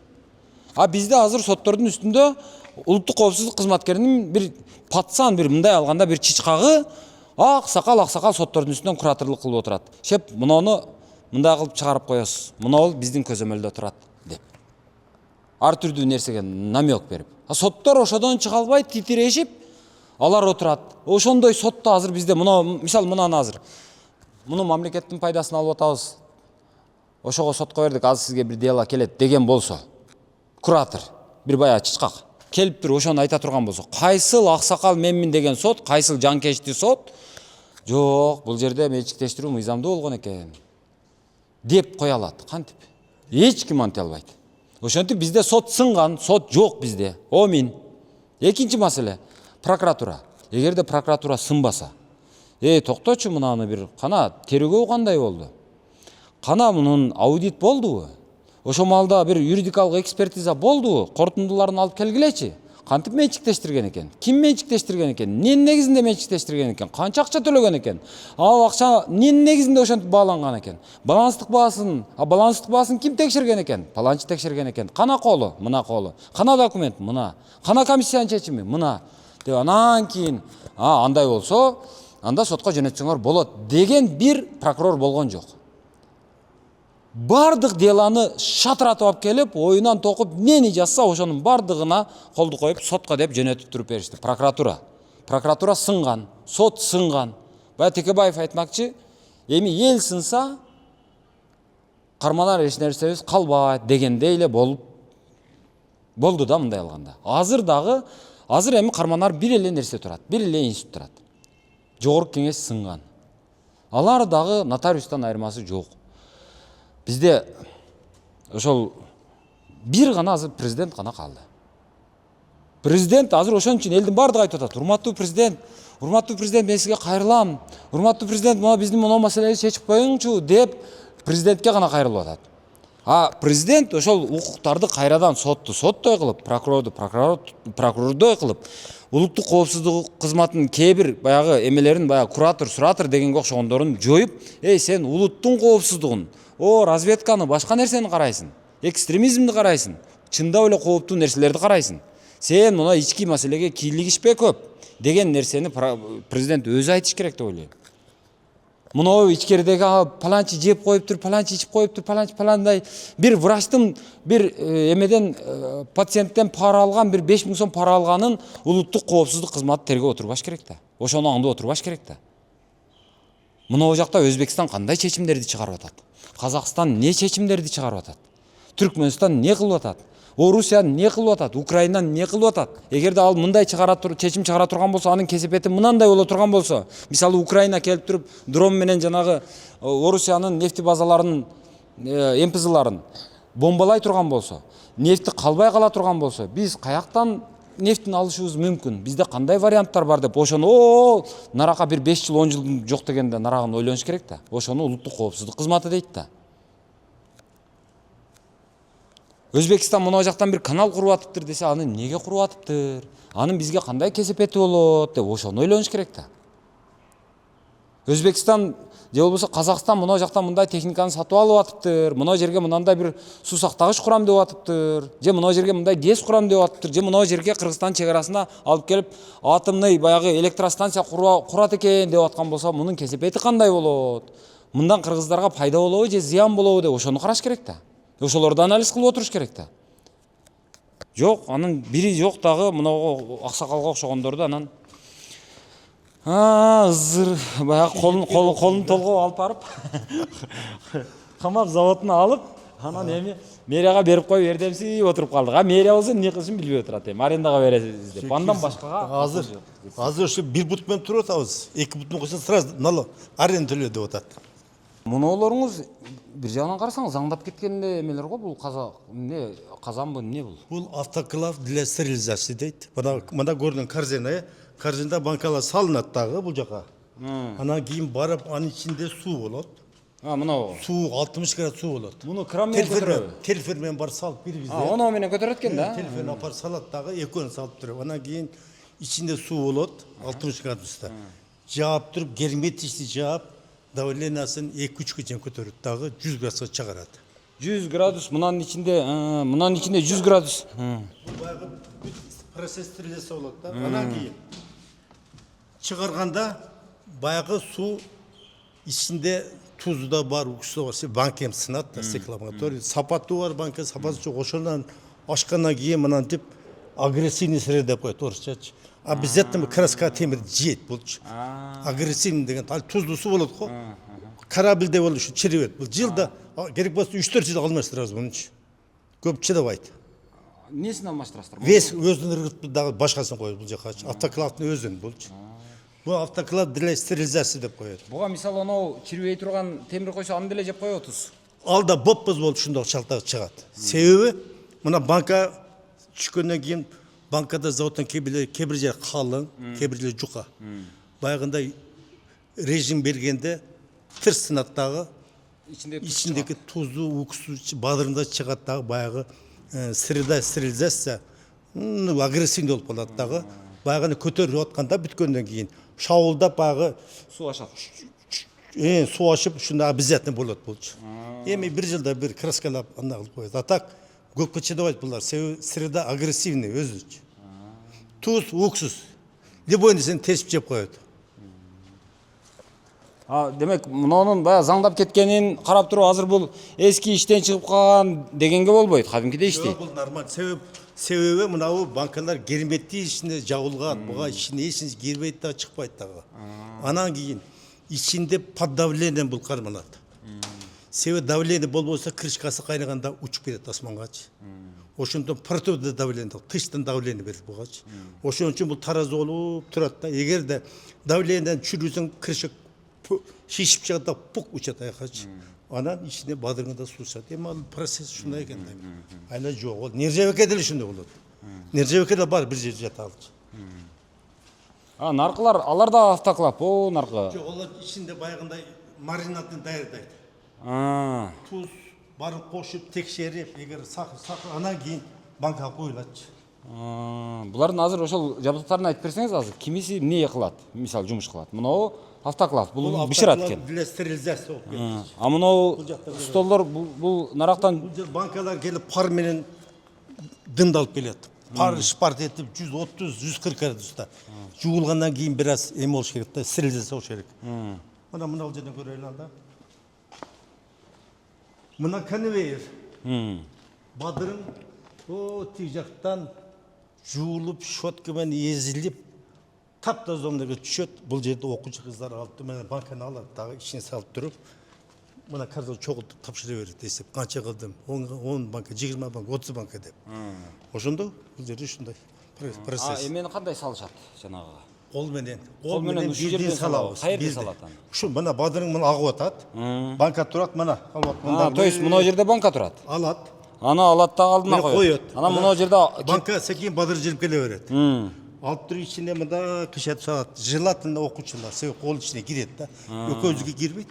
Ошон үчүн окуучулар 11 класс эми молодежь зарабатывать телефонго, ата-энесине жардам, туурабы? Мектепке жардам. Бекер үйдө турат да, бир күндө 5 саат иштешет, болот аларчы. 11-де келет, 5-те кетет, себеп аларга ограничен да, 5-6 саат несовершеннолетний. Кыскасы, ушул бул полный конвейер. Эгерде анан суусу каерден куюлатын? Суусу мына жоготон котелдордон куюлуп, кайнагандан кийин. Токтоң, мына жерге келди. Ал жерде бир аз бара хули экенчи. Буяктан анан эме өтүп атат, бадырың өтүп атат. Жок, бул жерге токтоп түгөт, бул жерге кыздар тосуп коет анчы. Анан баягы куйган неме азыр ремонтко чыгарып кетип турамынчы. Мына жерде бар. Бар эле, ошол жерде келип. Анан кийин мына эмне? Мына промывкага аяк багач. Анан мына жерде крышкасын жабат. Суу чыгат экен. Мына жерге кирип крышкасын мына айлантып жаап берет. крышкасын жаап. Чыккандан кийин корзинага салат, корзинадан тек жаап кетет. Биздин ошол баягы мынаны крышкасын жаба турганыбыз бузула берет эле. Мына ушул бузул автомат, мына автоматтын механизминде мына ролик мененчи. Банканы сындырып салбайбы мынау? Анча-мынча банка эгер чатак болсо сынат. Себеби кээ бирде банкалар заводдон барак келет, авальный болуп, дейм, производство туурабы? Бул авальныйды кечирбейт муну. Жок, аны ыргытат, все. Сындырып берет. Салып аны кетет. Бул эми айла жок. 1,5-2% кийин болот. Эми ушундай экен да производство, айла жок. Сынат. Анан кийин мына жактардын бардыгында ошол эме экен да? Бут закат 3 литр, 1 литр бар бул жердечи. Бирөөсү 1 литрликти жабат, бирөөсү 2 литрлик, бул жерде мындай жабат. Бадырдын майдаларын 1 литрге салабыз, чоңдорун 3 литрге. Конвейерден келе берет, бир жагы 3 литр бияка бурат, 1 литр аяка бурат. Стерилизациядан неме телефон чыгат дагы бери коюлат. Суусу тыныгандан кийин мына аны эме поддонду tutат, рохлемен алып туруп бул жака сүйрөп алып барабыз. Бул болсо электрический варианттар да бар, эми ар кандай. Объем көп болгондо баягы электр ташкамен сайт, атак бирден экиденчи. Алып келип мына жака складка киргизесиз. Алып келип мына складта штабелдеп неме кылабыз. Бул жок эмне дымдалып бирок турат экен? Себеби мынау ысык чыкканда 60 градуста турат да, бул сакталып, температура ушул жерде, ушундай да. Бул азыр качан чыккан? Бул муздат окшойт эми. Муздап калды. Бирок неме? Анан эмнеге мына жердеги температура ушундай турат дейм да? Эми влажныйраак туруп элечи. Себеби бардыгы жабык, чаңпан кирбесин депчи. Мынандай эч жерде жок продукциячы. Ичинде бадыраң, болгарский перец, помидор, острый перец, сок томаты куюлган. Вообще супер. Мында чайханага барсачы талашып ичет баягы. Азыр эми муну эч жерге сата албай турасыздарбы азыр? Эми азыр башында былтыр октябрда келгенде 2-3 ай кыймылдабай турулат деген да. Ошондой калып кетти товарлар көбүчө. Движение кылбай турулат деген. Баягы передача болуп аткандачы. Азырчы. Азыр эми срок өтүп кетпейби тура берсе? 3 жылга чейин иштей болбойт. Эми кете берет. Неме? Эми азыр клиент келди, мына банка кырып салып атышат. Оноңуз жыгылайын деп турат го, жыгылбайбы? Жыгылбайт, Биз жанагы клиент келди азыр мунун эмне болду? QR кодко кетти. QR код төлөйт. Эмнени алышат эми? Азыр мынандай бадырың заказы астында. Мына QR код келсе, ачып туруп, меге жабыштырабыз дагы. Мында скотчмен кылып, ана погрузкагачы. Жок, бетиге мындай этикеткасын уже жабылып тур, а? Буга только QR код жабыштырылат. Эми Россиян требование ушуну алып калды. Булго ошол экен. Анан мынау соктор сатылбай турат. Сок томатты былтырғы себеби биз пограндар менен договор түзгөнбүз. Аны Алар түшүндүм. бизге ушунчада патент кылган. Ошону биз чыгарып койгонбуз. Бирок быйыл контракт жок. Себеби баягы мен айткандай централизованный снабжение деп коюптур. А мурун Баткенский облусу өздөрү прямо келип, ичип көрүп, деп алчу эле. Централизованный боло берсин. Болгондо Бирок бизге келбейт алар. Мен эми азыр Кимден алат? Мен азыр башыма отуруп кимге каршы билбейм. Азыр себеби булардын немесин бузуп койдучу. Бул эски схеманы. Билем азыр Кыргызстан боюнча чисто натуральный сок ушул. Эч кандай химиясы жок. 98 градус автоклавда кармалат, бүт ошо менен пастеризация деп коет. Эгер 100дөн асса, анда стерилизация. Мындай таза сок жок. Азыр эми мен билбейм, бизден албаса, значит алар бир жерде химия алат, башка айласы жок. Сууга порошок аралаштырган. Ширин, цвети жакшы, дамы бар, солдаттар, бечаралар жалко химия ичипчи. Эми азыр билбейбиз, азыр кимге кандай өткөндө зам губернатор келди областта, айтты эле, не ответ, не привет орусча айтмакчы. Ар облус өзүнүн производителдерин колдош керек да, туурабы? ошондо азыр наркы жагы кетет экен. А бул жагычы? Бул жак утур барып, ал жакка неме кылабыз. Мына ал жерде пулен корой турган булчу. Болбосо мен азыр айтайын. Урматтуу туугандар, мынау Кызыл Каянын бадыраңынан өткөн бадыраң жок. Эгерде алам дей турган болсоңор, ошол өзүнүн ички рынокко кетсе деле боло берет да, эмнеси бар экен сизге бул? Итагыл ушуна кылса айла жок. Азыр Кыргызстанда ошо булса айыкпаганда бир 200 чайкана бар. Күндө 2 банкадан кесе 400 кетеби? Жазгы чейин бадырын төгөт мен. Эгер силер айтканда барып берип ушундай ар точно кармасам. Муну азыр анча жешпейт, эми муну кышында Жок, жетти. ертең күн суу, кичине суу болгондо издеп келет өздөрү. Издеп жейт, ооба. Ооба. Кызыл Каянын эмелери тааныштарыңыз бүт эле сизден ушу жердикин алып кетсе керек. Оштон 200 сенбай келет дагы тандап бир машина үчтөп кетет. Бизде ушундай. Себеби бары билет бул жерде. Бардыгы бар, и главный сапаттуу. Ошон специально келишет семьялары менен. Билгендер. Анан рекламада, анан зоныканда бар, ака байке жөнөтөрбүйсүзбү, бишке жалап аткан дегенде зонука анан бизде бир аз ушундай экенде не засадык. 5-10 банка не кыласың деп ошо калып кетет анан. Негизи сиздердин булардын эң чоң кемчилиги, эң чоң катасы ошол ички рынокты анча баалабай, ички рынокты маани бербей койгондук экен да. Ички рынокко эгерде булар маани бергенде, ички рынокты булар алмак. Себеби мен муну жеп көргөнмүн, туугандар. Ушунчалык укмуш сапаты. Сиз мындай кылбайсызбы? Бир-эки банканы көтөрүп алып эле президентке барбайсызбы? Мындан новость тийип көрчү, биз ушун чыгарчу элек. Тууган депчи. Мына ушуну кандай кылып жок кылабыз айланайын деп айтпайсызбы? Кантип токтотобуз деп. Жогорку соттун төрагасына айтың. Баарын көтөрүп, мындан бирди жеп көр. Эгер жакпаган болсо, мынаны алып кой, мен азыр бардыгын алып кой, мен токтотом дең.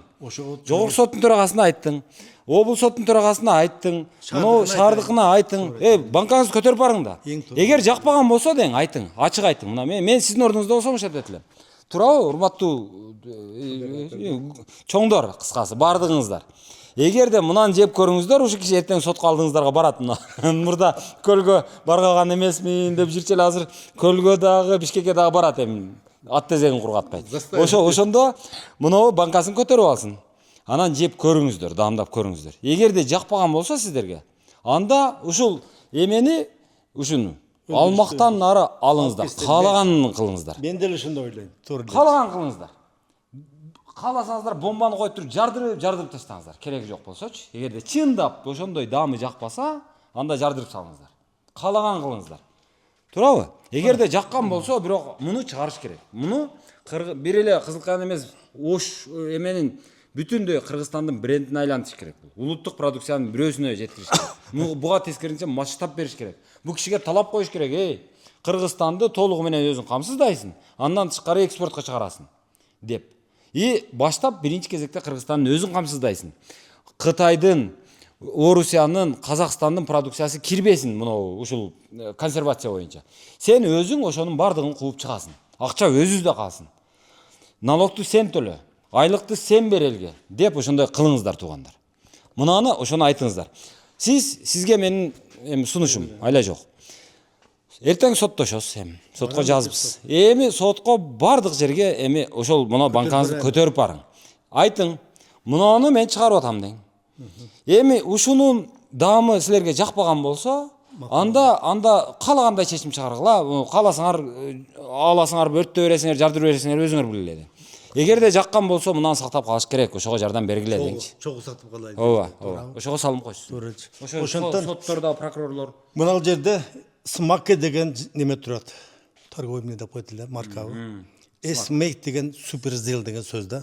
Себеби мындай эмне кылдык. Себеби самопалам көйүп кетти, эткен уурдап кетет экен бизденчи. Анан айласы кылдык көбү эсмейк деп дейт азыр бизде. Кызылка эсмейк деп. эсмейк. Суперзелдында. Тура элеби? Эсмейк. То есть на совесть кылган деген десечи. Өз валютабызды алдыгы, сом алып, мен билем 4-5 жыл бизди коңшу мамлекеттер биздин сомду орусча айтмакчы не признавали. Себеби банктар жок эле. Ошол убакта биз толку бартермен иштеп калганбызда. Мен бир КАМАЗ товар апарам, көздү жумуп ошого күрүш берсиличи. Анан главный бир жери. Эгерде мына Жалабат, Ош, Баткен облусуна прилегающий территория Өзбекстан болбогондо, чүйгө Казакстан болгондо биз жарыбыз кырылмакпыз. Эмне үчүн? Өзбекстанда бензин бар экен. Удобрение бар экен. Май бар экен. Un бар экен да. А бизде бензин жок. Удобрение жок. Май жок. Только малдын майын кармак болгонбуз да. Көрдүңөр, ошонтон мен кээ бир шүгүр дейм да, что Казакстан менен Өзбекстан бар экен дегенечи. Граница жок эле. Граница ал кезде чектелбестен бир гайд турчу эле, салам алейкум деп, эми ал кезде адам берип коюп. 5 тыйын берсең, анан кийин мелкий бизнес бизди тирилтти да. Мына ар бир көчөдө, ар бир айылда бирден экинде тегирмен пайда болду. Себеби билесиңби, Суу тегирмендер пайда болду. Кытай тегирмендер пайда болду. Кытай тегирмен айды, ой, онуку электрический күйгүзүп коет экен. Mo суу бар деп оор заманда калды. Чын айтканда Кудай сактады бизди Кыргызстанда. Баа мен айтканда бизде эч нерсе жок экен да. Акчабыз жок, мен билем. Кыргызстан бюджетти толку кредит менен бакканчы. Акча жок экен Кыргызстан, нөл мындай. Тура элеби? Ошол кезде Акаев кредит алып келип пенсиясын дагы бүт ошо менен берип атканда. Туугандар, азыр мен ушуга окшогон тарыхтарды угуп отуруп, мен өзүм Кыргызстандагы ишкерлердин укугун коргойм деп чыгып атам. Эми жаман көрүнүп. Мен билем, байларды жаман көрөсүздөр, бирок мен ага карабай, ушул Кыргызстандагы байлардын укугун коргосом деп атам. Ошол мандатты өзүм ыйгарып атам. Туура түшүнөсүздөр. Себеби жалпы элдин мындай бир илимий бир изилдөө бар. Жалпы элдин болгону 2% ал ишкер болот, бизнесмен болот. Жалпы элдин 2% бул врач болот. Жалпы элдин болгону 2% бул саясатчы болот. Бардыгыбыз бизнесмен болуп кете албайбыз. Бардыгыбыз врач болуп кала албайбыз. Бардыгыбыз саясатчы болуп кете албайбыз, баары бир. 2% инженер болот, 2% илимде болот, 2% дыйканчылыкта болот, 2% мугалимдикте болот, билим берүүдө, жана башка. 2% деген ушундай бир мыйзам бар. Негедир Кудай ушундай кылып коюптур эми. Неписанный да? Эми бул 2%ыбызды биз ушул 2% байыбызды, 2% ишкерибизди, 2% ушул баягы производственниктерибизди, өндүрүшчүлөрүбүздү жок кылып кырып ала турган болсок, анда биз кимдин колун кармайбыз, мен билбейм. 2% байды кетирип алгандан кийин ошондой мамлекеттер бар. Алар Африка мамлекеттеринде ошондой тажрыйба болгон. Кустурабыз деп, баягы чет өлкөлүк болсо да жакшы экен да, өндүрүшчү болсо. Себеби чет өлкөлүк баягы басып алган эмелер, мисалы Франциянын адамдары Африканын бир кайсы бир өлкөсүн басып алып, эсимде жок кайсы экенин атын. Колонизатор болгон. Колонизатор. Анан келип ошол жерде жанагы супермаркеттерди салган, фермердик чарбаларды салган, сүт заводдорун ачкан, эт заводдорун ачкан. Ошондон анан кийин кадимкидей мынтип бака-шака иш болуп аткан. Эл жакшы жашап аткан, тынчтык болуп аткан. Анан аларда колонизатордун баягы саясий күрөш болгондо эми бийликке өзүбүз келебиз деген жанагы жергиликтүүлөрдүн өзүнүн тилегинен улам, жанагы акыры жергиликтүүлөр өзүнүн тилегине жетет. Бийликти алышат, колонизаторлордун бардыгын куат, кууп алыптыр. Алар жөн эле саясатчыларын куубастан кадимки жөнөкөй ошол колонизатор мамлекеттин өкүлү гана болгон, франциялык болгон фермерлерди дагы кууп чыгышат, мүлктөрүн алып калышат. Фермаларын алып калышат. Уйдун тою камдалбай калат. Ал убагында саалбай калат. Сүт убагында фермага жанагы заводко жетпей калат. Упаковка убагында келбей калат. Анан кийин барып ал эмеге жанагы прилавкага түшпөй калат. Жанагы супермаркетке. Супермаркет беркилердин акчасын төлөй албай калат. Ошентип отуруп азыркы күнгө чейин бутуна тура албай атат туугандар. Эми мен ошодон улам айтам, айланайындар. Макул бул киши жаман болсун. Макул бул киши ушунчалык баягы ушундай жаман адам болсун дейли. Макул. Бирок бул өндүрүшчү да. Жаман адам болмоктон шайтан болуп кеткенде дагы бул продукцияны чыгарып атат. Мына жердеги заводду бузуп кесип акчасын чыгарып сыртка чыгып кеткен жокпу? Жок. Акчасын сыртка чыгарбай атабы? Жок. Анан кийин ушул жерде элди иштетип айлыгын берип атабы? Берип атат. Дыйкандар кылам. Дыйкандардын. Анан кийин эми мына жактан ушунча өндүрүштү кылып атабы? Кылып атат. Аны сатып атабы? Сатып атат. Экспортко чыгарып атабы? Чыгарып атат. Демек салык түшүп атабы? Түшүп атат. Бул киши салык төлөп атат да. Анан ошодон пенсия төлөнүп атабы? Төлөнүп атат. Болду да эми. Аны эмне кылабыз муну алып? Азыр макул бир чабанга ушул жерди берейли болуптур. Ал дагы башкарда берейли. Ал бул эмени жанагы кантип өндүрүш керек технологиясын билбесе, баягы убытка деген эмне экенин билбесе, прибыль эмне экенин билбесе, доход эмне экенин билбесе, выручка эмне экенин билбесе, маржинальность эмне дегенди билбесе, анан кандай кылат ал? Эл менен иштешти билбесе, өзүнө жаккан баягы кээ бир көрүп атабыз ушундай адамдарды. Бир фирманы ачат, строительный фирманы. Акча түшөт, рекламаны берет, адамдар ишенет, акчаны алып келип берет. Анан өзүнүн ошо офисине жалаң сойку кыздарды алып келип тыгып алат. Ошо сойкуларга ишенип жүрө берет. Акырында жанагы курулуш компаниясы банкрот болуп атат. Эл өзүңөр көчөдө калып атасыңар ошонун айынан. Ошодон көрө мынау мурдатан иштеп атат. Ол өзүнүн баягы ишкердигин, ушул жерди жеп бир жолу курутуп жүрбеген жагын сапатын далилдеп атат. Бул ошондой ой жүгүртүү бар экен. Ошону баалап кармап калбайлыбы туугандар? Мен айтайын дегеним эле ушул. Урматтуу мындай эми саясатчылар, сиздер дагы, аксакалдар, юристтер, прокурорлор, улуттук коопсуздук кызматынын кызматкерлери, мен сиздерге эч кимиңиздерге душман эмесмин. Мен болгону сиздердеги өзгөчөлүктү гана айтып атам. Прокурор менен улуттук коопсуздук кызматынын кызматкерлери сиздердин ой жүгүртүүңүздөр ошол бир гана адамдардын баардыгын потенциалдуу кылмышкер көрүп үйрөнүп алгансыздар. Сиздерди чектеп, кой деп турбаса, сиздер адамдардын баардыгын эле камчылап, эле ушинтип чаап, апарып камап, ушундай кылып койгонго машсыздар. Ал сиздердин психологияңыздар, ал сиздердин өзгөчөлүгүңүздөр. Мунун жакшы жагы дагы бар, жаман жагы дагы бар. Эгерде жаман жагы тим кое турган болсок, анда күчөп кетесиздер, элди курутуп бересиздер. Ал курутуп атканда дагы акыры жетип отуруп өзүңүздөрдүн бир тууганыңыздарга жетет, өзүңүздөрдүн кошунаңыздарга жетет, өзүңүздөрдүн тууганыңыздарга чейин жетет. Бул нерсенин аягы жакшы болбойт. Ошон үчүн укук коргоо кызматында мындай чектеп туруу деген механизмдер бар. Ошон үчүн парламент бар. Парламент ошого окшогондо айтып туруш керек. Ошон үчүн сот болуш керек. Сот ошон үчүн көз карандысыз болуш керек. Сот ошон үчүн эркин болуш керек. Ал отуруп алып, бул мынтип атат, бул акмак экен. Бул мынтип атат. Бул жакшы адам экен, бирок документ иштеринде бир аз катасы кетип калыптыр. Жок, буга жан тартайын, буга жардам берейин дегенге соттун эркиндиги болуш керек. Анан үстүндө бир эсен мунун куратору турат экен деп эле кол титиреп барып туруп, анан баягы шордунун үстүнө андан бетер шорду куюп салбагыдай болуш керек. Эмеде сотто ошончолук таасир, ошончолук күч, ошончолук эркиндик болуш керек. Онун баардыгы бизде азыр ошолордун баардыгы жок болуп кетти. Жоготуп атабыз. Бул акыры барып жакшылыкка алып барбайт туугандар. Ошонун баардыгын демонтаж кылдык эле, кайрадан монтаждап, кайрадан бир жакшылап, бир укуктук жолго түшүш керек. Мисалы буга чейин эми айта берсе сөз көп. Баягы Камчыбек Ташиев Кара суунун базарына барганда айтты эле. Биз укуктук мамлекетти курабыз деп. Укуктук мамлекетти курабыз деп жанагы караларга каршы күрөшкөнүн мен колдойм албетте. Бирок мынантип өндүрүшчү аттуунун баардыгын, баягы бизнесмендин баардыгын потенциалдуу кылмышкерге теңеп койгондукту мен колдобойм да. Кантип колдойсуң? Туура сөз. Эптеп кичине эле байып кетсең, анан сен кылмышкер болуп калбайсың да. Преступник көрүнөт, преступник көрүнөт. Иштеген эле ишкен.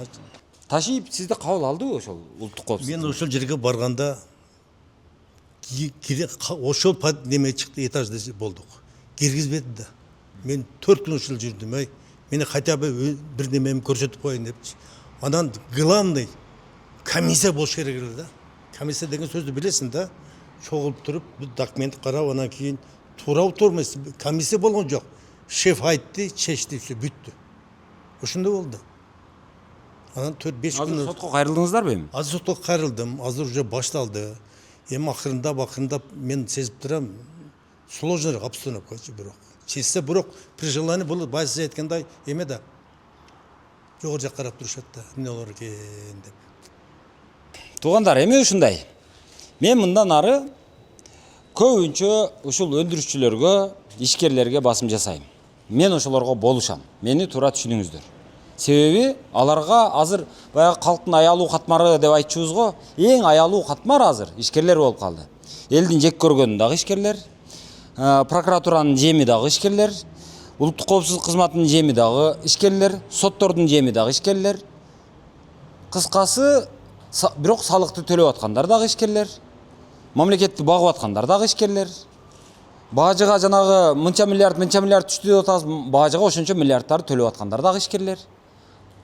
Анан кийин ошончо ишкердин бардыгын жазалап отуруп, качырып, акчанын бардыгын качырып, анан кийин бир жагынан анан инвестор издейбиз. Кегиле инвесторлор, биз жакшы карайбыз деп. Анда мындай логика болуш керек да, эгерде биз инвесторго жакшы мамиле кылабыз, инвесторлор бизге керек дей турган болсок, биз баштап өзүбүздүн ички инвесторлорубузду, ички бизнесмендерибизди, алардын мүлкүн, алардын акчасын, алардын укуктарын коргоп беришибиз керек да. Анан кийин башкалар келет дагы, буларда эркиндик бар экен, булардын акчасына эч ким тийбейт экен, мамлекеттик кепилдиктер иштейт экен, соттору иштейт экен, соттору эркин экен деп анан кийин башкалар келет. Андай кылбасак, сиздер азыр айтып атасыздар, ой Кытай басып кетти деп. Ой айланайын, бизде эгерде сот жакшы эркин сотубуз болбосо, эркин жанагы ишкерлерибиз болбосо, эгерде укук коргоо системасы өзүнүн баягы чегинен чыгып кетип аткан болсо, соттордун үстүнөн бирден УКМКнын жанагы кураторлору карап отурганын билип атса, анда бизге Кытайдан башка ишкер келбейт. Биз айтып атабыз, ой Кытай басып кетти деп. Анан Кытайдан башка ким келет бизге? Европанын адекваттуу, нормалдуу ишкери бизге келбейт мындай системага. Келе албайт. Келсе айтат, английский право менен келем дейт. Английский правоңду ошол жерге орнотосун. Сот боло турган болсо, бир мүлк талаша турган болсок, сенин сотуң карабасын ошол ишти. Ошол эл аралык сотко, чет өлкөлүк сотко гана кайрылабыз. Ошол кандай чечсе ошондой болот. Ошол шарт менен гана келип, мен сенин жериңе акча саламын, бир бизнести курамын, заводду курам, анан иштейбиз, болбосо келбейм деп айтат. Кытай андай шартты койбойт. Неге? Себеби Кытайдын биринчиден масштабы чоң, экинчиден кошуна болуп турабыз. Алар деле бир нота менен биздин бийликти дагы эсине келтирип кое алат. Алар өздөрүнүн бийлигинин ошондой механизмдеринин бар экенине ишенет. Ошон үчүн бизге Кытайдан гана ишкерлердин келип атканы ошол. Эгерде Кытайдан эмес, башка баягы өнүккөн мамлекеттерден, Япониядан, Түштүк Кореядан, Финляндиядан, жанагы эмеден, Америкадан, Европадан, Германия, Австрия, ошол жактардан инвестор келишин каалай турган болсок, анда биз укуктук жагын жолго коюшубуз керек. Аны койбойбузбу? Анда биз ошол Кытайдан башка эч ким келбейт бизге. Керек болсо Өзбекстан келип туруп, жанагы акчасын салгандан коркот бизден. Акыры биз ошого барабыз. Ошонун ага жеткирбей алдын алабыз дей турган болсок, анда сотту соттой кылышыбыз керек. Прокурорду прокурордой кылышыбыз керек. Улуттук коопсуздук кызматыбызды улуттук коопсуздук кызматындай кылышыбыз керек. Алар сырттагы мындай иштерди, чоң иштерди карасын. Анан кийин бир врачтын 5000 сом пара алганын карап отурбасын. 5000 сом паранын маселесин мына жакта башкалар чечсин. Милиция деген бар. Башка бар, ошолор карасын деп ошондой бир биз баягы ар ким өзүнүн жумушун кыла турган кылышыбыз керек. Анан мен муну айтып какылдап жүрө бербешим керек.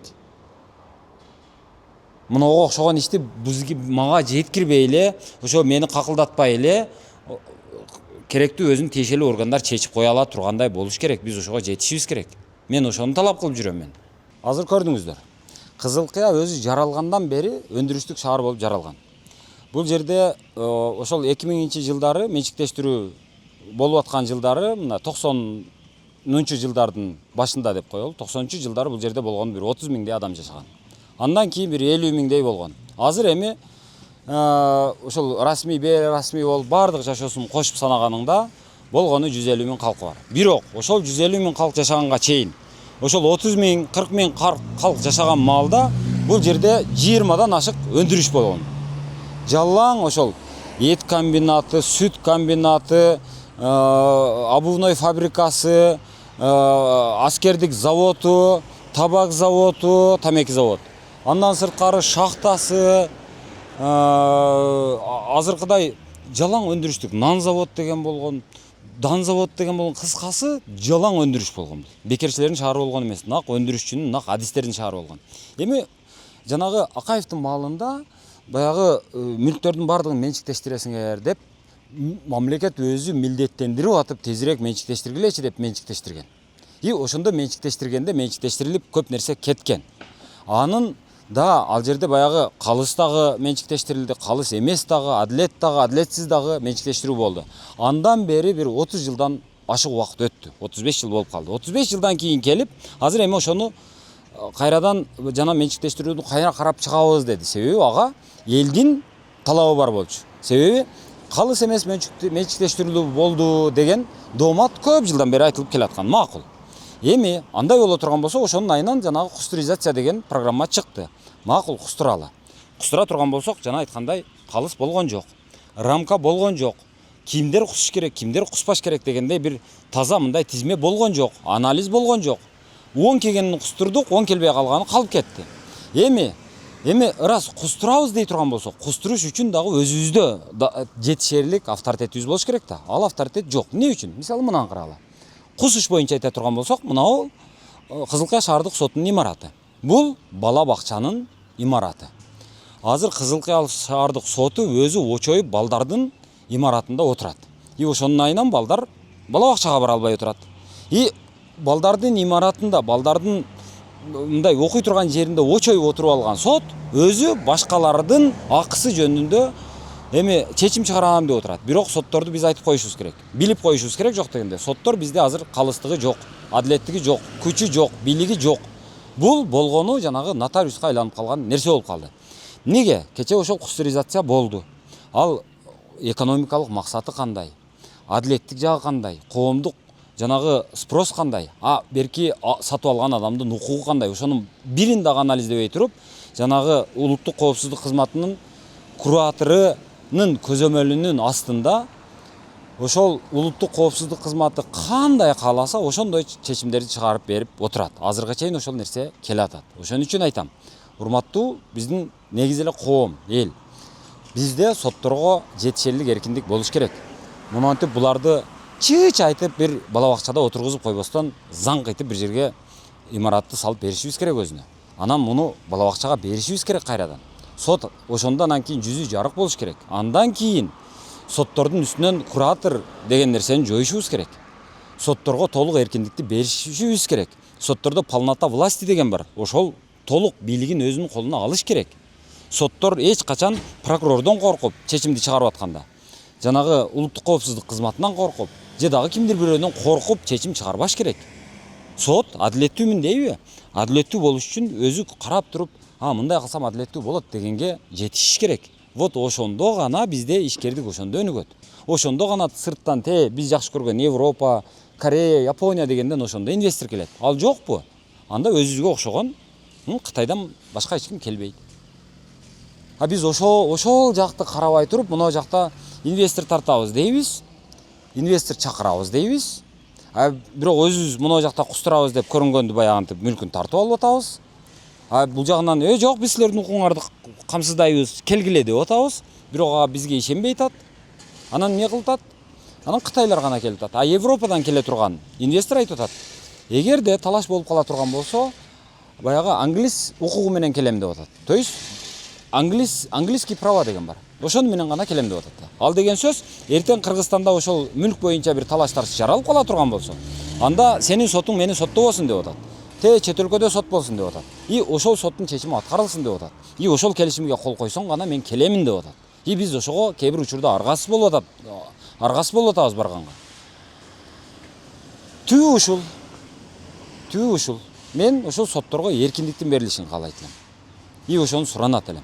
Сотторго эркиндикти бербей туруп, биз башка эч нерсени кыла албайбыз. Сотторго эркиндикти сотту тушаганыбыз бул өзүбүздү тушаганыбыз. Ошол, бар болуңуздар.